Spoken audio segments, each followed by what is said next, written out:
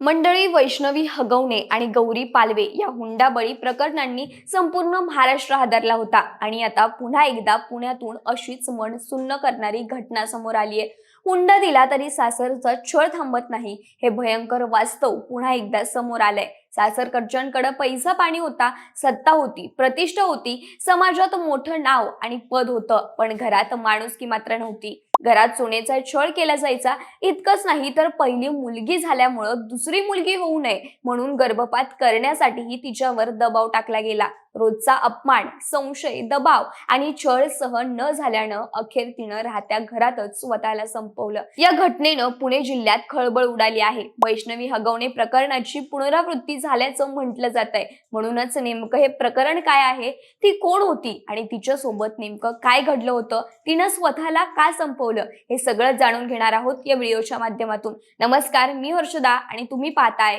विशेष भारी। मंडळी, ही घटना घडली आहे पुणे जिल्ह्यातील हवेली तालुक्यातील सोरतापाडी इथं, जे उरोळी कांचन जवळ आहे। दीप्ती मगर या विवाहित महिलेनं सासरच्यांच्या त्रासाला कंटाळून 24 जानेवारीला राहत्या घरात स्वतःला संपवलं। दीप्तीचा विवाह 23 नोव्हेंबर 2019 रोजी रोहन चौधरी याच्याशी रीतिरिवाजाप्रमाणे पार पडला। रोहन चौधरी हा सोरतापाडीचे सरपंच असलेल्या सुनीता चौधरी यांचा मुलगा आहे। दोन्ही कुटुंब आर्थिकदृष्ट्या सक्षम असल्यामुळे लग्न मोठ्या थाटामाटात झालं। सरपंच घरात मुलगी नांदायला जाणार म्हणून दीप्तीच्या आई वडिलांनी देखील सासरच्यांच्या सगळ्या मागण्या पूर्ण केल्या। लग्नामध्ये दीप्तीला 50 तोळे सोनं देण्यात आलं। काही महिने सगळं सुरळीत सुरू होतं, पण नंतर मात्र चित्र हळूहळू बदलू लागलं।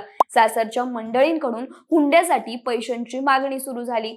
4 व्हीलरसाठी माहेरवरून पैसे आणण्याचा तगादा लावला जात होता। त्याचबरोबर पती रोहन यानं दीप्तीच्या चारित्र्यावर संशय घ्यायला सुरुवात केली। तू माझ्या रूपाला साजेशी नाही, मला शोभत नाही, तुला घरातलं काम येत नाही, आमच्या शेतात काम करणाऱ्या बायका तरी तुझ्यापेक्षा चांगल्या आहेत, अशा शब्दात तो तिचा अपमान करू लागला। दीप्तीचा सातत्यानं मानसिक छळ केला जात होता। सासरच्या जाचाविषयी दीप्तीनं वारंवार माहेरी तक्रार केली, मात्र लेकीचा संसार नेटानं व्हावा यासाठी कायम तिची समजूत घालत माहेरच्यांनी सासरच्या मंडळींच्या अपेक्षा पूर्ण केल्या।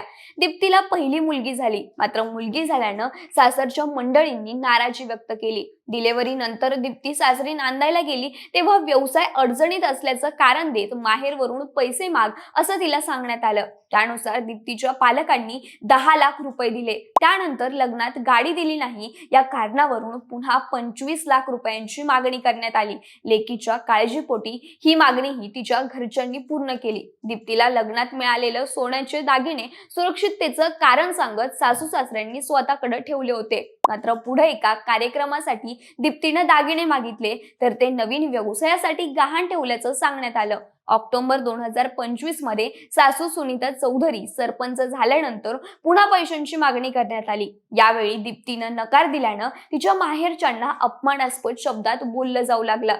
सतत टोमणे सुरू झाले। दीप्तीच्या नावावर असलेली जमीन आणि फार्म हाऊस विकण्यासाठीही तिच्यावर दबाव टाकण्यात येत होता। एवढंच नाही तर पहिली मुलगी झाली म्हणून सगळं कुटुंब नाराज होतं। दीप्ती दुसऱ्यांदा गर्भवती असताना आता मुलगाच हवा, घराला वंशाचा दिवा हवा असा हट्ट तिच्या सासरच्यांनी धरला। गर्भलिंग तपासणीसाठी तिच्यावर दबाव टाकण्यात आला। 5 महिन्यांचा गर्भ मुलगी असल्याचं समजताच जबरदस्तीनं सिझेरियनद्वारे गर्भपात देखील करून घेतला गेला। या सगळ्यामुळे दीप्ती नैराश्यात गेली होती। सततच्या मानसिक, आर्थिक आणि शारीरिक छळाला कंटाळून तिनं 24 तारखेला आपल्या राहत्या घरी स्वतःला संपवलं। याबाबत पोलिसांकडून मिळालेल्या माहितीनुसार या प्रकरणी आता गुन्हा नोंदवण्यात आलाय। या प्रकरणाची तक्रार दीप्तीची आई हेमलता बाळासाहेब मगर यांनी दिली आहे। या प्रकरणात पती रोहन चौधरी, सासू सुनीता चौधरी, सासरे कारभारी चौधरी व दीर रोहन चौधरी हे जबाबदार असल्याचा आरोप करण्यात आलाय। या चौघांना अटक देखील करण्यात आली आहे। या प्रकरणाचा तपास सहाय्यक पोलीस निरीक्षक ज्ञानेश्वर बाजगिरे करत असून गुन्हा पोलीस उपनिरीक्षक प्रवीण कांबळे यांनी दाखल केलाय। उपविभागीय पोलीस अधिकारी बापूराव दडस आणि पोलीस निरीक्षक सचिन वांगडे यांनी घटनास्थळी भेट देऊन पाहणी केली आहे। पुढील तपास उरुळी कांचन पोलीस स्टेशन कडून सुरू आहे। या घटनेनं पुणे जिल्ह्यातील प्रगत भागात तेही लोकप्रतिनिधी म्हणून काम करणाऱ्यांच्या घरात हुंडाबळीचं वाढलेलं प्रमाण दिसून येतंय। पुण्यात सासरच्या मंडळींच्या छळापायी काहीच दिवसांपूर्वी वैष्णवी हगवणे या विवाहितेनं आपलं आयुष्य संपवलं होतं। वैष्णवी सोबत ज्याप्रमाणे छळ आणि मानसिक जाच करण्यात आला त्यानं संपूर्ण महाराष्ट्र संतापला होता. त्यानंतर आता पुण्यात हुंड्यासाठी होणाऱ्या छळाला कंटाळून दीप्तीनं आपला जीव दिला. वारंवार होणाऱ्या या त्रासामुळे ती पूर्णपणे कोलमडून गेली होती. ही घटना फक्त दीप्तीपुरती मर्यादित नाही, तर ही घटना आपल्या समाजाच्या विकृत मानसिकतेची आहे. पैसा, सत्ता, पद, प्रतिष्ठा हे सगळं असूनही माणुसकी मात्र हरवली आहे, हे या घटनेतून स्पष्ट दिसून येतं. सरपंचांच्या घरात सुरक्षित कुटुंबातही जर एका सुनेला हुंड्यासाठी मुलगी झाली म्हणून आणि मुलगा हवा या हट्टासाठी असा अमानुष छळ सहन करावा लागत असेल, तर मुलींच्या आई वडिलांनी करायचं तरी काय, हा प्रश्न उपस्थित होतोय. वैष्णवी हगवणे प्रकरणानंतर तरी समाज शहाणा होईल असं वाटत होतं, पण पुन्हा एकदा दीप्तीसारखी एक निष्पाप मुलगी या हुंड्या राक्षसाची शिकार ठरली. आज जरी आपण म्हणत असू की जग प्रगती करतंय, तरीही अजून काही लोकांच्या डोक्यात मात्र तेच जुनाट विचार आहेत. मुलगी म्हणजे परक्याचं धन, हुंडा म्हणजे हक्क आणि मुलगा म्हणजे वंशाचा दिवा, ही मानसिकता आजही बदललेली नाही. आजही काही घरांमध्ये स्त्रीची किंमत तिच्या चारित्र्यावरून, हुंड्यावरून आणि पोटी मुलगी आहे की मुलगा यावरून ठरवली जाते. पण दीप्तीच्या जाण्यामुळे तिची मुलगी आईच्या मायेला कायमची पोरकी झाली आहे. दीप्तीच्या आई वडिलांवर दुःखाचा डोंगर कोसळलाय.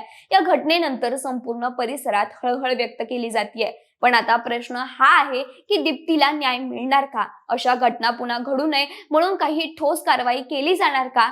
की हुंडा देण्या घेण्याची पद्धत बंद होणार का? तुम्हाला काय वाटतं? तुमची मतं कमेंटमध्ये नक्की सांगा आणि सोबतच आपल्या विश्वास भारीच्या YouTube चॅनलला सबस्क्राईब करायला विसरू नका. धन्यवाद.